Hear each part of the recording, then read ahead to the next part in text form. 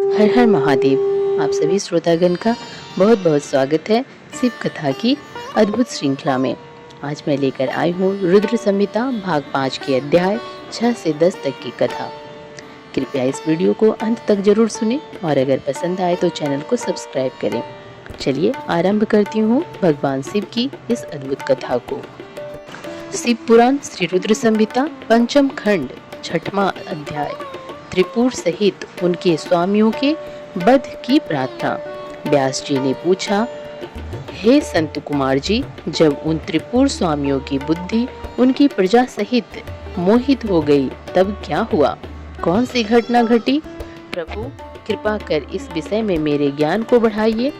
तब व्यास जी के प्रश्न का उत्तर देते हुए संत कुमार जी बोले, हे महर्षि, जब उन तीनों पुरों का मुख पूर्व दिशा की ओर हो गया और तारकाक्ष, कमलाक्ष और विदुनमाली नामक दैत्यों ने भगवान शिव का पूजन और अर्चन छोड़ दिया, तब उनके राज्य में चारों ओर दुराचार फैल गया। उस समय भगवान विष्णु और ब्रह्मा जी सभी देवताओं के साथ भगवान शिव की स्तुति करने कैलाश पर्वत पर गए। वहां पहुंचकर उन्होंने शिव जी को साष्टांग प्रणाम किया। तत्पश्चात देवता बोले, हे देवाधिदेव, हे करुणा निधान, आप सभी जीवों के आत्मस्वरूप कल्याण करने वाले और अपने भक्तों की पीड़ा हरने वाले हैं। गले में नीला चिन्ह होने के कारण आप नीलकंठ कहलाते हैं। हम हाथ जोड़कर आपको प्रणाम करते हैं। आप सब प्राणियों एवं देवताओं के लिए वंदनीय हैं तथा सबकी बाधाओं और विपत्तियों को दूर करते हैं। भगवान, आप ही रजोगुण, सतोगुण और तमोगुण के आश्रय से ब्रह्मा, विष्णु और महेश के अवतार धरकर जगत की सृष्टि, पालन और संहार करते हैं। आप ही अपने भक्तों को इस भवसागर से पार कराने वाले हैं।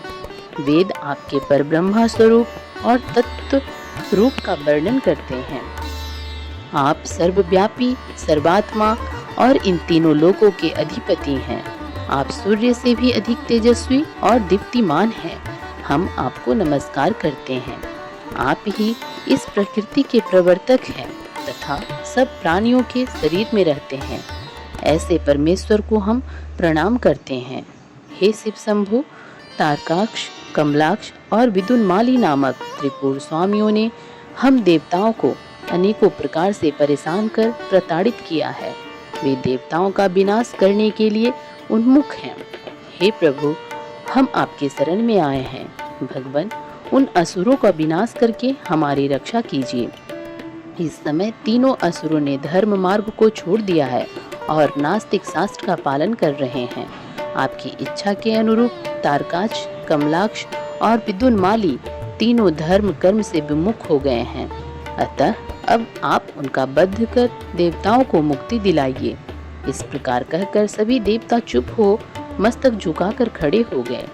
तब भगवान शिव बोले, हे देवताओं, तारकाक्ष, कमलाक्ष और विदुनमाली तीनों ही यद्यपि धर्म से विमुख होकर धन, वैभव और ऐश्वर्य रूप में डूबकर सब कुछ भूल गए हैं, परंतु फिर भी वे मेरे असीम भक्त रहे हैं।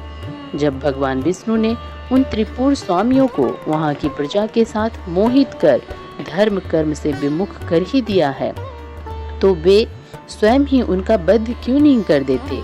शिव जी के ये वचन सुनकर ब्रह्मा जी बोले, हे परमेश्वर, आप भक्त वत्सल हैं। पाप आपसे कोसों दूर भागता है। प्रभु, आपकी आज्ञा के बिना इस जगत में पत्ता तक नहीं हिलता।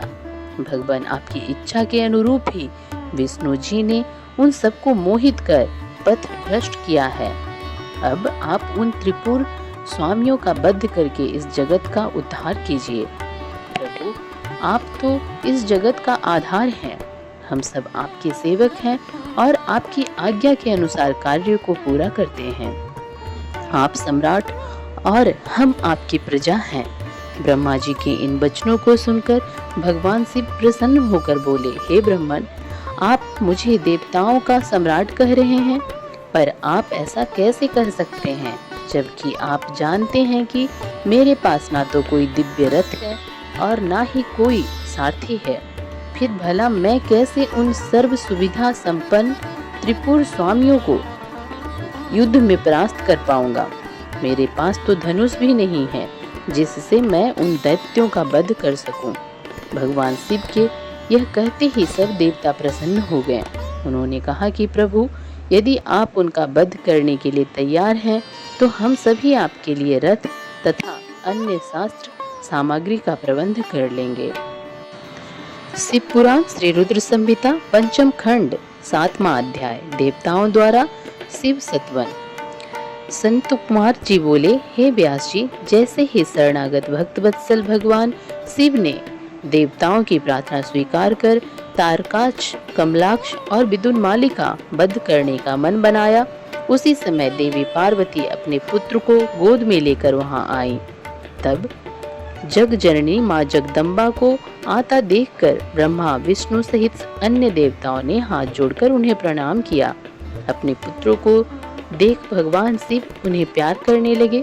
तब देवी पार्वती भगवान शिव को अपने साथ लेकर अपने भवन के भीतर चली गईं। भगवान शिव के इस प्रकार बिना कुछ कहे अपने भवन में चले जाने के कारण सब देवता बहुत दुखी हो गए, परंतु उन्होंने वहीं खड़े रहकर भगवान शिव की प्रतीक्षा करने का निर्णय लिया। उस समय वे दैत्यों के भाग्य की प्रशंसा करने लगे। वे सब देवता वहीं शिव जी के भवन के द्वार पर खड़े थे। तभी भगवान शिव के गण ने अपने स्वामी के द्वार के सामने भीड़ जमा देखकर उन पर आक्रमण कर दिया। देवता इस अनजान खतरे से संभल न सके और अपने प्राणों की रक्षा के लिए इधर उधर दौड़ने लगे। कई साधु और ऋषिगण गिर पड़े।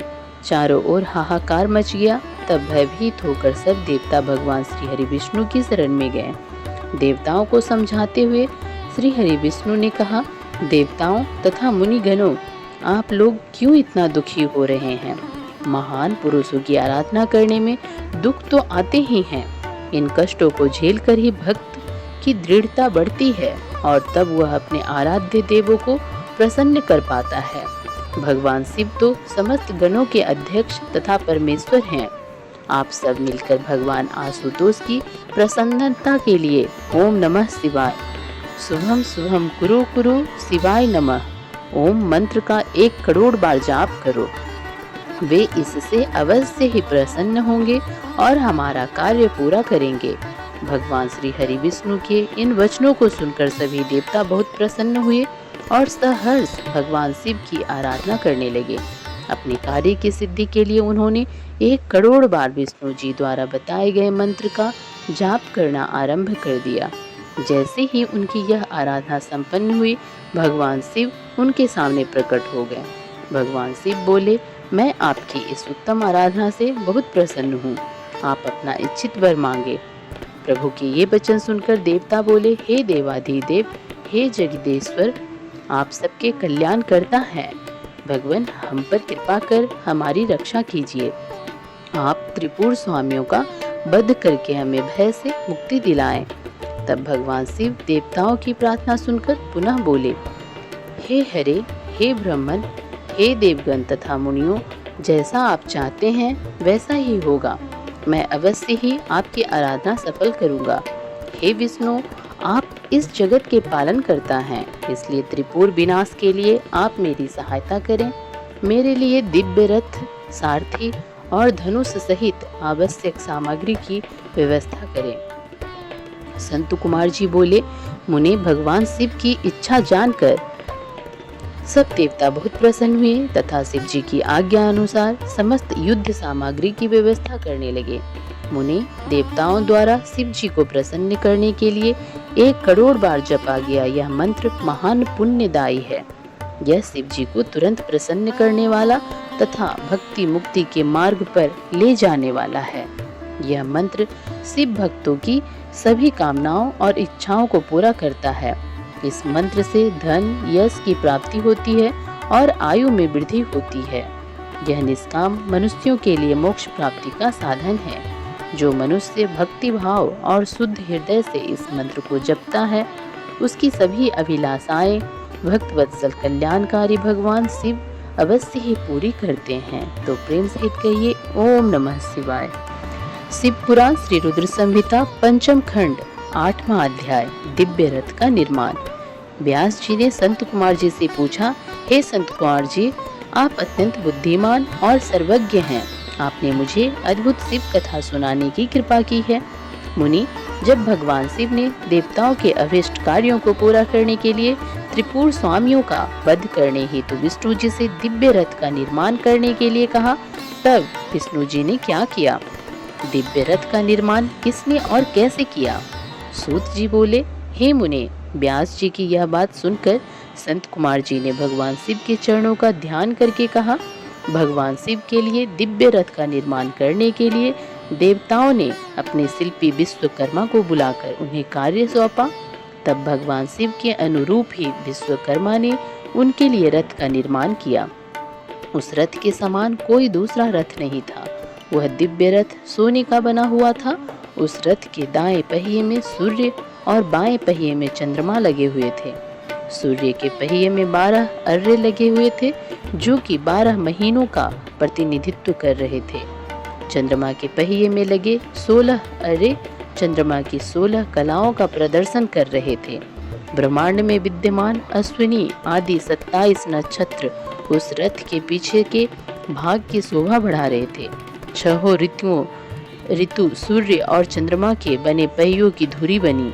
अंतरिक्ष र के आगे का भाग और मंदराचल पर्वत उस रथ में बैठने का स्थान बना तथा संवत्सर रथ का वेग बनकर उसे गति प्रदान करने लगा।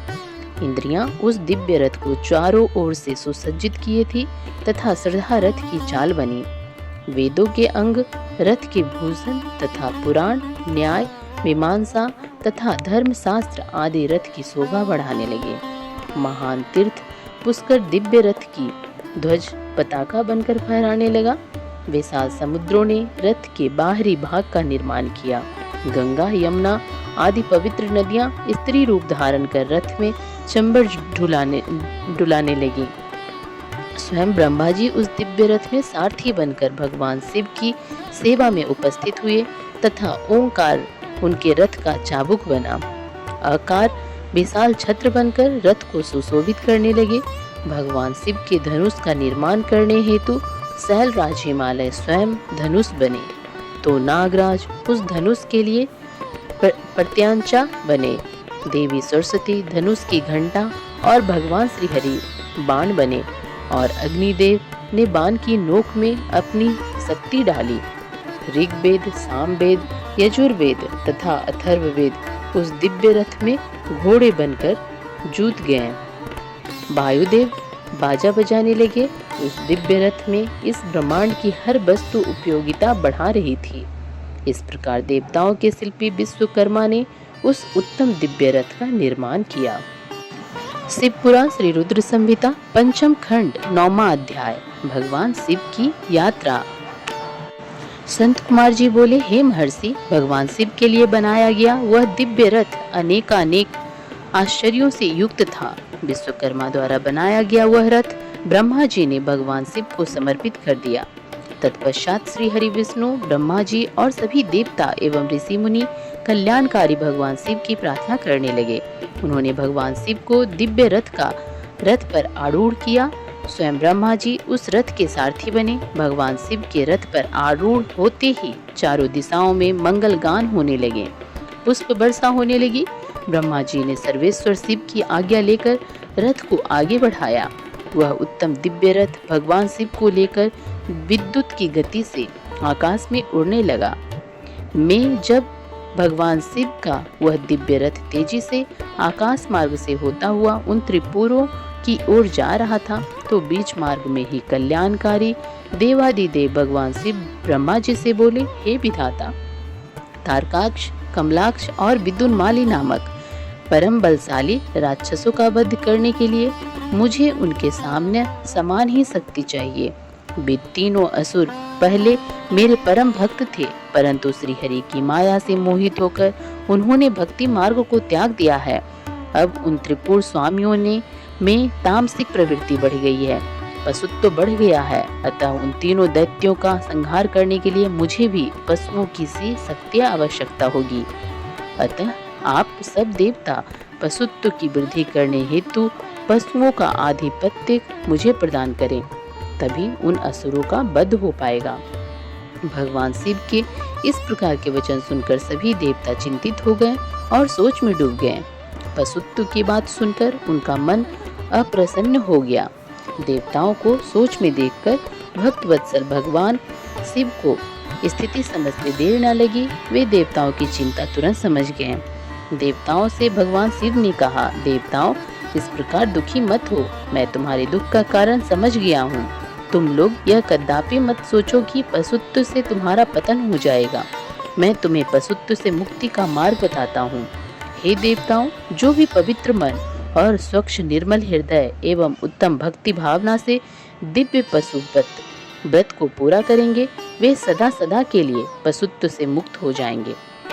तुम्हारे अतिरिक्त जो मनुष्य भी पशुपत व्रत का पालन करेंगे, उन्हें भी पशुत्व से मुक्ति मिल जाएगी। हे देवताओं, नित्य ब्रह्मचर्य का पालन करते हुए 12, 6 अथवा 3 वर्षों तक पशुपत व्रत का पालन करने से सभी मनुष्यों एवं देवताओं को पशुत्व से हमेशा के लिए मुक्ति मिल जाएगी तथा मोक्ष की प्राप्ति होगी। उसका कल्याण होगा, क्योंकि पशुपत व्रत परम कल्याणकारी है। भगवान शिव के इन वचनों को सुनकर ब्रह्मा जी, श्री हरि विष्णु एवं सभी देवी देवता बहुत प्रसन्न हुए और देवादिदेव भक्तवत्सल भगवान शिव की जय जयकार करने लगे। तब सब देवता प्रसन्नता पूर्वक अपने अभिष्ट कार्य की सिद्धि के लिए पशु बन गए। तभी से सदाशिव पशुपति नाम से जगत में विख्यात हुए। उनका पशुपति नाम अत्यंत कल्याणकारी एवं अभिष्ट की सिद्धि देने वाला है। उस समय भगवान शिव के स्वरूप को देखकर सभी देवता एवं ऋषिगण बहुत प्रसन्न हुए। तत्पश्चात भगवान शिव ने अन्य देवताओं के साथ त्रिपुरों की ओर प्रस्थान किया। उस समय सारे देवता अपने हाथों में हल, मुसल, भूसुंडी और अनेक प्रकार के अस्त्र शस्त्र धारण करके हाथी, घोड़े, सिंह, रथ और बैलों पर सवार होकर चल दिए। भगवान शिव की जय जयकार करते हुए वे आगे बढ़ते जा रहे थे। आकाश से उन पर फूलों की वर्षा हो रही थी। कल्याणकारी भगवान शिव के साथ उनके केस विगतमास, महाकेश, महाज्वर, सोमबल्ली, सवर्ण, सोमप, सनक, सोमधृक्य, सूर्यवर्चा, सूर्यप्रच्छनक, सूर्याक्ष, सूरीनामा, सुर, सुंदर, प्रस्कंद, कुंदर, चंड, कंपन, अतिकंपन, इंद्र, इंद्रजय, यंता, हिमकर, शताक्ष, पंचाक्ष, सहस्राक्ष, महोदर, सतीजहु, सतास्य, रंक, कर्पूरपूतन, द्विसिंह, त्रिसिंह, अहंकाराक, अजवस्त्र, अष्टव्रत, वक्त्र, हाय वक्त्र, अर्धवक्त्र आदि महावीर बलशाली गणाध्यक्ष उनको घेर कर चल रहे थे। इस प्रकार देवादिदेव भगवान शंकर के साथ ब्रह्मा जी, श्री हरि विष्णु, देवराज इंद्र सहित अनेकों देवता, ऋषि मुनि, साधु संत भी अपने अपने वाहनों पर आरूढ़ होकर त्रिपुरों के स्वामियों व त्रिपुरों का संहार देखने हेतु उनके साथ साथ चल दिए। शिव पुराण श्री रुद्र संहिता पंचम खंड 10वां अध्याय त्रिपुरासुर वध। संत कुमार जी बोले, जब युद्ध की सामग्रियों को साथ में लेकर भगवान सदाशिव अपने दिव्य रथ में बैठकर आकाश मार्ग से उन त्रिपुरों के निकट पहुंच गए, तब उन्होंने उन त्रिपु का उनके स्वामियों के साथ विनाश करने के लिए रथ के शीर्ष स्थान पर चढ़कर अपने परम दिव्य धनुष पर प्रत्यांचा चढ़ाई, परंतु उनका बाण धनुष से नहीं निकला और वे उसी प्रकार उस स्थान पर स्थित हो गए। वे इसी प्रकार अनेक वर्षों तक वहीं खड़े रहे, क्योंकि गणेश जी उनके अंगूठे के अग्रभाग में खड़े होकर उनके कार्य में विघ्न डाल रहे थे। इसलिए ही तीनों पुरों का नाश नहीं हो पा रहा था। इस प्रकार जब भगवान शिव का बाण बहुत समय तक नहीं चला और वे एक ही स्थान पर स्थिर हो गए, तो सभी देवता चिंतित हो गए कि ऐसा क्यों हो रहा है। तभी वहां आकाशवाणी हुई, हे ऐश्वर्यशाली देवादिदेव सर्वेश्वर कल्याणकारी शिव शंकर, जब तक आप गणेश जी का पूजन नहीं करेंगे तब तक त्रिपुरों का संहार नहीं कर पाएंगे। आकाशवाणी के वचनों को सुनकर सभी को बड़ा संतोष हुआ। तब अपने कार्यों को यथाशीघ्र पूरा करने के लिए भगवान शिव ने भद्रकाली को बुलाया। विधि विधान से सबने मिलकर अग्र पूज्य भगवान गणेश का पूजन संपन्न किया। पूजन संपन्न होते ही विघ्न विनाशक गणपति प्रसन्न होकर उनके मार्ग से हट गए और उन्होंने कार्य में आने वाले सभी विघ्नों को दूर कर दिया। उनके हटते ही भगवान शिव को तारकाक्ष, कमलाक्ष और विदुनमाली के तीनों नगर सामने नजर आने लगे। तीनों पुर कालवश शीघ्र ही एकता को प्राप्त हुए, अर्थात मिल गए। ब्रह्मा जी द्वारा प्रदान किए गए वरदान के अनुसार उनके अंत का यही समय था जब त्रिपुर आपस में मिल जाएं। त्रिपुरों को मिला देख सभी देवता बहुत प्रसन्न हुए। वे प्रसन्न होकर भगवान शिव की जय जयकार के नारे लगाने लगे। तब ब्रह्मा और विष्णु जी ने महेश्वर से कहा कि हे देवाधिदेव, तारकासुर के इन तीनों दैत्य पुत्रों के वध का समय आ गया है। तभी ये तीनों पुर मिलकर परस्पर एक हो गए हैं। इससे पहले कि ये तीनों पुर फिर से अलग हो जाएं, आप इन्हें भस्म कर दीजिए और हमारे कार्य को पूर्ण कीजिए। तब भगवान शिव ने ब्रह्मा जी और श्री हरि की प्रार्थना स्वीकार करके अपने दिव्य धनुष पर पशुपतास्त्र नामक बाण चढ़ाया। उस समय अभिजीत मुहूर्त था। विशाल धनुष की टंकार से पूरा ब्रह्मांड गूंज उठा। तब भगवान शिव ने तारकाक्ष, कमलाक्ष और विदुनमाली को ललकार कर उन पर करोड़ों सूर्य के समान प्रकाशमान पशुपतास्त्र छोड़ दिया। उस बाण की नोक पर स्वयं अग्निदेव विराजमान थे। उन विष्णुमय अग्निबाणों ने त्रिपुर वासियों को दग्ध कर दिया, जिससे देखते ही देखते वे तीनों पुर एक साथ ही समुद्रों से घिरी भूमि पर गिर पड़े। सैकड़ों असुर उस अग्निबाण से जलकर भस्म हो गए। चारों ओर हाहाकार मच गया। जब तारकाक्ष अपने भाइयों सहित जलने लगा, तब उसे यह एहसास हुआ कि यह सब भगवान शिव की भक्ति से विमुख होने का परिणाम है। तब उसने मन ही मन अपने आराध्य भगवान शिव का स्मरण किया और रोने लगा। तारकाक्ष बोला, हे भक्तवत्सल, कृपा निधान, करुणा निधान भगवान शिव, यह तो हम जानते ही हैं कि आप हमें भस्म किए बिना नहीं छोड़ेंगे। फिर भी प्रभु, हम आपकी कृपा चाहते हैं, अतः आप हम पर प्रसन्न होइए। भगवान, जो मृत्यु असुरों के लिए दुर्लभ है, वह हमें आपकी कृपा से प्राप्त हुई है। प्रभु, बस अब हमारी आपसे सिर्फ एक ही प्रार्थना है कि हमारी बुद्धि जन्म जन्मांतर तक आप में ही लगी रहे। यह कहकर वे सभी दानव उस भीषण अग्नि में जलकर भस्म हो गए। भगवान शिव की आज्ञा से उन पुरों के बालक, वृद्ध, स्त्रियां, पुरुष, पेड़ पौधे आदि सभी जीव जंतु भी अग्नि की भेंट चढ़ गए। उस भीषण अग्नि में स्थावर जंगम आदि सभी को पल भर में ही राख के ढेर में बदल दिया। पशुपतास्त्र से प्रज्वलित अग्नि में सभी जलकर भस्म हो गए, परंतु भगवान शिव का भक्त मैं नामक दैत्य, जो असुरों का विश्वकर्मा था और जो देवों का विरोधी भी नहीं था, भगवान शिव के तेज से सुरक्षित बच गया। इस प्रकार जिन दैत्यों या प्राणियों का किसी भी स्थिति में मन धर्म के मार्ग से विचलित नहीं होता है, उनका पतन किसी भी स्थिति में किसी के द्वारा नहीं होता है। इसलिए सज्जन पुरुषों को सदैव अच्छे कर्म ही करने चाहिए। दूसरों की निंदा करने वालों का सदा ही विनाश होता है।